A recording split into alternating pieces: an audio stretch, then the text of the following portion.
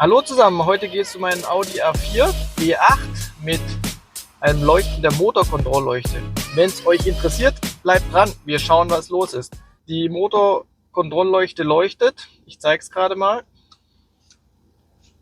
Wir werden jetzt den Fehlerspeicher abfragen und gucken mal, was drin steht.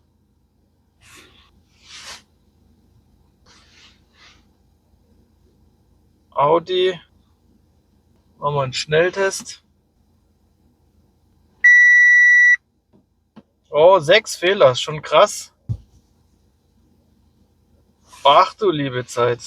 Klima und noch elektronische Zentralelektrik. Das hört ja gar nicht auf. Ja, schauen wir mal rein, was da los ist. Radio nochmal 2 Fehler. Oh, 84 Fehler. Türelektronik hinten links. Also ich würde sagen, wir fangen mal an mit dem größten Problem. Motorelektronik. Leerlaufregelung, Drehzahl über Sollwert. Leckluft im Ansaugsystem. Saugrohrdruck, Luftmassenmenge, Drosselklappenwinkelabweichung, Saugrohrdruck, Luftmassenmenge, Abweichung, nochmal Saug, auch sporadisch, aktiv. Da müssen wir dann nochmal gezielt gucken. Ja, müsste irgendwo Falschluft ziehen. Luftmenge, Drosselklappenwinkel, Abweichung. Okay, was haben wir dann hier unten? Klima, Heizungselektronik, Motorsteuergerät, elektronische Zentralverriegelung, Rechtsverkehr. Okay, das ist eigentlich immer drin. Radio sowieso. Okay, Rechtsverkehr ist auch uninteressant. Radio, Mitteltonlautsprecher hinten links, ist auch unwichtig für mich. Türelektronik, Ausgabe Ende. Okay, alles Gleiche. Das löschen wir alles mal weg. Schauen wir natürlich, ob das nochmal auftritt. Aber hier mit dieser Ansaugluft und so kann natürlich eine Undichtigkeit sein. Elektronische Zentralverriegelung. Dann kam nochmal Links-Rechts-Verkehr. Okay, das ist irgendwie immer drin. Das stört mich auch nicht. Motorelektronik. Leckluft-Ansaugsystem ist wieder da. Saugrohrdruck, Luftmenge, Drosselklappenwinkel, Abweichung. Da müssen wir hier nochmal hinterher, was da ist. Die Fehler sind wieder aufgetreten. So, nach dem Löschen ist die Motorleuchte wieder angegangen, nachdem ich die Kurbelgehäuseentlüftung prüfen wollte, indem ich den Öldeckel abgenommen habe. Warum, erkläre ich dann gleich. So, jetzt mache ich nochmal eine Abfrage des Fehlerspeichers. Also jetzt schauen wir nochmal, ob das Problem irgendwo in dem Bereich ist. Motorelektronik gleich 5 Fehler. Also ich vermute mal, dass wir hier das lokalisiert haben, den Bereich Kurbelgehäuse, Entlüftung. Das können wir natürlich nochmal auch über ein separates Gerät testen, ob er falsche Luft zieht. Aber jetzt bin ich erstmal gespannt, welche Fehler er mir hier bringt. Gut, so, dann schauen wir mal rein. Motorelektronik, Zentralradio, Tür, okay. Die anderen sind jetzt mal nicht so. Leerlaufregel, Drehzahl über Sollwert, Leckluft, Ansaug, Saugrohr, okay, das sind die gleiche. Das passt. Lösche ich jetzt auch nicht raus, lasse ich drin. Jetzt will ich noch was anderes testen, und zwar teilweise ruckartiges Anfahren. Ob wir hier nochmal einen Fehler haben. Guck mal, hier Bremsenelektronik rein. Ist da noch was drin? Datenstrom lesen. Jetzt machen wir hier Radgeschwindigkeitssensoren. Kann eine Ursache sein, bei Automatikgetrieben, dass er dann hier nicht den Geschwindigkeitsabgleich hat. Dazu muss man jetzt erstmal fahren. Machen wir den Abgleich der Geschwindigkeitssensoren, ABS-Sensoren.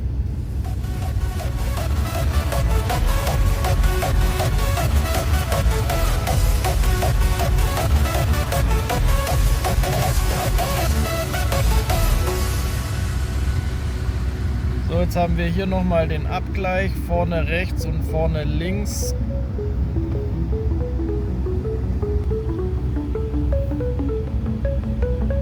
Jetzt machen wir mal nochmal einen Abgleich, ob die alle synchron laufen. So, was sagt das Programm? Machen wir ein bisschen weniger. Lassen wir die hinteren weg. Ich mache jetzt nur mal die vorderen rein. So, eine minimale Abweichung können wir schon erkennen. Stabilisierungskontrolle ESC Störung steht jetzt im Kombi-Instrument.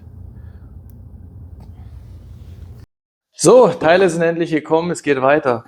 Es hat ein bisschen länger gedauert, Weihnachtszeit. Also Motor läuft unruhig. Wir werden es jetzt mal ausprobieren, und zwar gibt es hier ein Kurbelgehäuse-Entlüftungsventil. Das bauen wir ein und dann schauen wir, was los ist. Also bleibt dran. Also, wie komme ich darauf, dass es das Kurbelgehäuse-Entlüftungsventil ist? Also dadurch, dass er mir eine Fehlermeldung bringt, dass er Falschluft zieht, kann natürlich viele Ursachen haben. Ich tippe jetzt aber mal auf das Kurbelgehäuse-Entlüftungsventil, und zwar eben hat er ja den Fehlercode P0068, ja, und es könnte ein unruhiger Leerlauf haben, Pfeifen, oder wenn der Öldeckel auch stark angesaugt wird. Ruckeln beim Beschleunigen ist auch eine Möglichkeit, warum oder Ruckeln am Anfahren, was er gerne mal zeitweise hatte. Das kann eben auch dadurch die Ursache sein. Grund ist eben, dass er Falschluft anzieht, und diese Leckluft, die führt eben zu Leerlaufschwankungen, Ruckeln beim Beschleunigen, oder Motor magert stark ab. Ja, jetzt probieren wir das mal. Wenn wir den den Öldeckel geöffnet haben, dann hat jeder Motor bricht eigentlich mal kurzzeitig zusammen, und bis er sich wieder eingeregelt hat.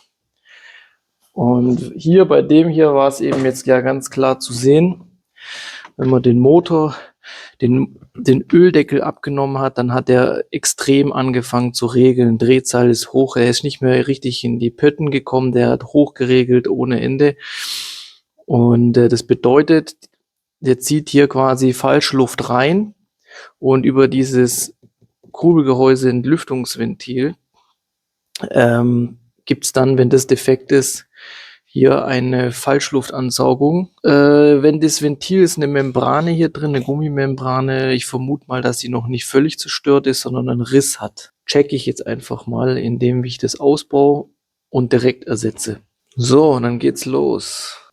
Also wenn man den jetzt hier aufmacht bei Motorlauf, am besten, wenn er mal warm ist, und der dann anfängt extrem anzusaugen, dann ist das oft mal gerne ein Problem von diesem Ventil. Wenn er fast ausgeht, ist das auch gerne mal ein Problem von dem Ventil. Wir checken natürlich noch den Rest. Ich habe da noch einige Geräte, mit denen wir das noch checken können, wo er Falschluft anzieht.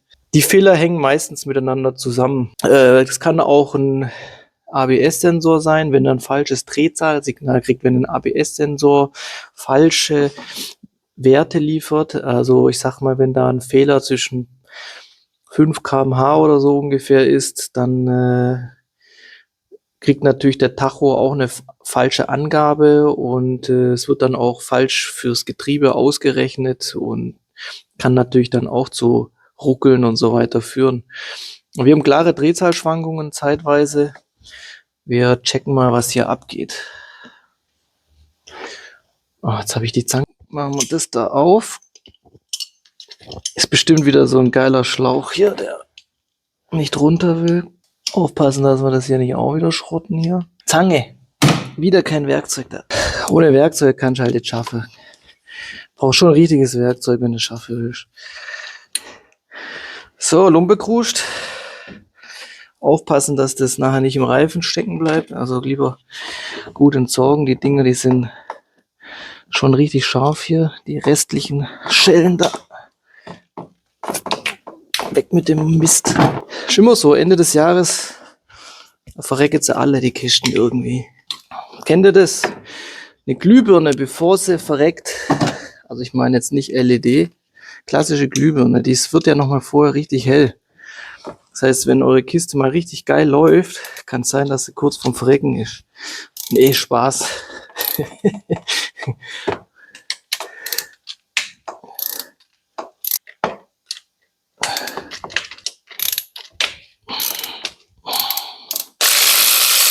Schauen wir mal, was wir überhaupt gekriegt haben. Nicht, dass ich das aufmache. Nachher ist das was ganz anderes. Das könnte schon sein, ja. Sieht ähnlich aus, auf jeden Fall.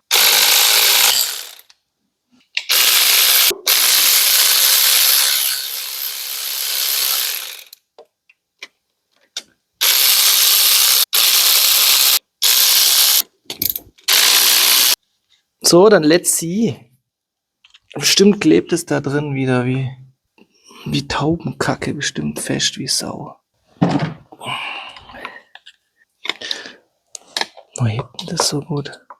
Ah, jetzt ist der Schutz ziemlich festgebacken.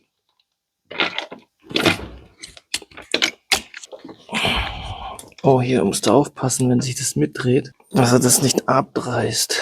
Wo ist Schraubendreher wieder?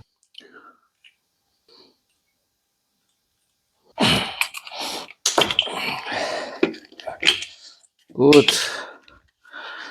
Mal freie Sicht zum Mittelmeer. Und der Zündspul, du Mann, oh Mann. Oh, also aufpassen, die kann man abreißen unten, dann ist am Arsch die Zündspule. Na gut. So, jetzt kommt er aber raus. Was willst du nur alles? Schon mal ein paar Lappen hinlegen, dass da ja nichts reinfällt hier. Dann wäre das richtig weihnachtlich, wenn da was reinfällt noch. Also muss der jetzt da auch noch so piepsen, nur das gibt's doch gar nicht. Hier. Jetzt. So. Da ist er. Also, das sieht aus, wie wenn er hier angezogen hat. Wahrscheinlich ist das Ventil selber nicht kaputt, sondern die Dichtung hat aufgegeben. Macht gerade fast einen Eindruck. Also wenn er ein neues Teil braucht, das hier ist von Hengst gewesen. So, hier kann man auf die Innereien gucken. Sieht eigentlich grundsätzlich gar nicht verkehrt aus, das Gerät mit, was hat er? 187.000 Kilometer. Also man sieht hier, hat er den Ecken, da hat er falsche Luft gezogen. Also das ist für mich jetzt schon mal deutlich. Gucken wir mal, ob es das auch war. Oder ob da noch mehr daneben läuft hier. Also wenn er da die Teile bestellt, vielleicht kriegt er da noch die Dichtungsringe mit. Würde ich jetzt auch machen, aber ich habe sie nicht da. Und ich warte jetzt auch nicht mehr, bis wieder neue Teile da sind. Deswegen muss das jetzt dicht werden. So, und wenn euch da was runterfällt, dann gute Nacht. Also das Teil hier hat ungefähr 30, 40 Euro gekostet. So, gereinigt kommt das neue Teil da rein. Also mit Drehmoment nachher anziehen.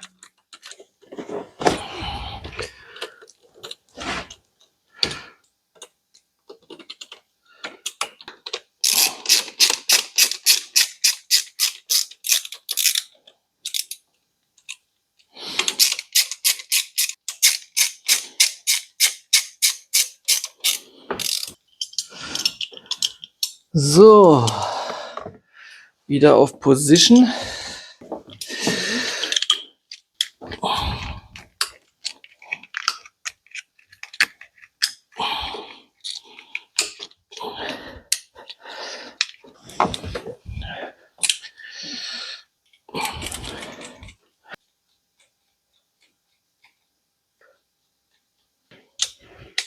So, jetzt löschen wir mal einen Fehler und dann schauen wir noch mal, ob der dann wiederkommt. Wenn er wiederkommt, dann ist das Problem noch ein weiteres. Normalerweise hängen die irgendwie miteinander zusammen. Saugrohr, Luftmassenmenge. Also das hängt da irgendwie mit zusammen mit dem Falschluftziehen. Kann man aber auch noch mal gucken, was Drosselklappe, wie die aussieht, was die so sagt. Vielleicht muss man die auch noch mal adaptieren. Leerlaufregelung, Drehzahl, ja, das ist auch ein Leckluftansaugsystem, das gehört damit zusammen. Das sind Wiederholungsfehler hier. Also hauen wir die mal weg.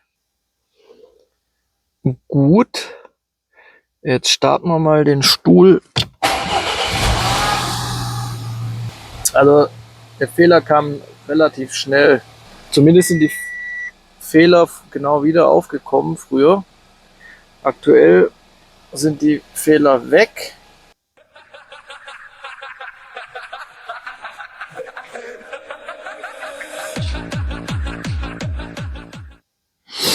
Also Adaption ist erfolgt. So, jetzt schaue ich nochmal Drosselklappe an. Jetzt go doch da, Hanne, auf Zeit, Menschenskind. Also man sieht, die ist eigentlich ziemlich sauber. Sehe ich auch keine Ölsuppe oder so. Also es ist ein sehr gutes Zeichen. Natürlich schwierig bei so einem Karren jetzt hier so kleinere Leckstellen zu finden. Ich werde das jetzt hier mit einer Nebelmaschine versuchen herauszufinden, ob er mir Leckstellen zeigt. Und zwar gehe ich hier direkt ins Saugrohr rein. Jetzt müsste hier dann, also über den Saugrohrdrucksensor gehe ich rein. Der ist auch ein bisschen gammelig. Mal ein bisschen reinigen das Ding. Jetzt müsste dann hier mal irgendwann was kommen. Ja, ist immer ziemlich aufwendig, so Fehlersuche, vor allen Dingen, wenn du wirklich nur eine minimale Leckstelle irgendwo hast, kann schon Einfluss haben aufs Gesamtsystem, ohne dass du einen Fehler hast, aber was du halt irgendwo merkst. So, hat ein bisschen gedauert, man sieht jetzt, hier kommt da was raus, kann man das sehen in der Kamera? Ja, ich denke, man sieht, da kommt was raus. Das halten wir jetzt da rein, den Rüssel. Und dann gucken wir, wo was rauskommt. Also hier vorne kann, da mache ich zu. Da kommt auch schon raus. Das ist richtig. Das muss ich wieder zumachen. Und jetzt gucken, wo hier noch was rauskommt. Und hoffentlich in der Stelle, wenn überhaupt, wo es leicht zugänglich ist, was mir eine leichte Reparatur ermöglicht. Das wäre natürlich das Optimale. Machen wir mal einen Öldeckel auf, dann sieht man, ob es so schon wenigstens unter was ist. Ja, da kommt schon ein bisschen hoch. Kann aber jetzt auch von der Fahrt sein. Ja, wahrscheinlich. Okay, also ich sehe hier jetzt tatsächlich nichts. Wie sieht es auf eurer Seite aus? Da sehe ich jetzt auch nichts. Dann ballern wir mal das von der anderen Seite rein. Ich wollte eigentlich von hier, aber da kommst du nicht durch. Jetzt machen wir mal von vorne rum. Ob es vielleicht vor der Drosselklappe ein Leck gibt. So. Also wir sehen, dass da vorne, da kommt jetzt schon was raus hier. Da habe ich ja offen. Das soll ja auch so sein. Bedeutet, dass der Ansaugweg dicht ist. Ich sehe hier nichts, kommt nichts durch. So, ich habe es jetzt mal geöffnet, das alte Kugelgehäuse-Entlüftungsventil. Also das kriegst du eigentlich nicht zerstörungsfrei auf. Da ist eine Feder, die sitzt hier so. Und dann setzt dieses Ding hier so drauf. Man spürt, dass es schon ein bisschen zäh geworden ist, aber die ist nicht kaputt. Kein Riss, kein gar nichts.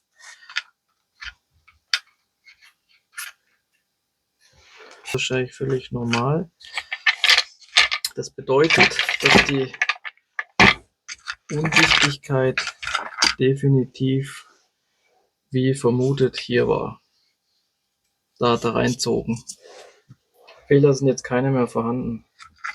Also Daumen hoch, wenn es euch gefallen hat. Danke fürs Reinschauen. Wenn euch mehr interessiert, schaut in die Playlist rein. Ich freue mich auf die nächste Folge mit euch. Ciao.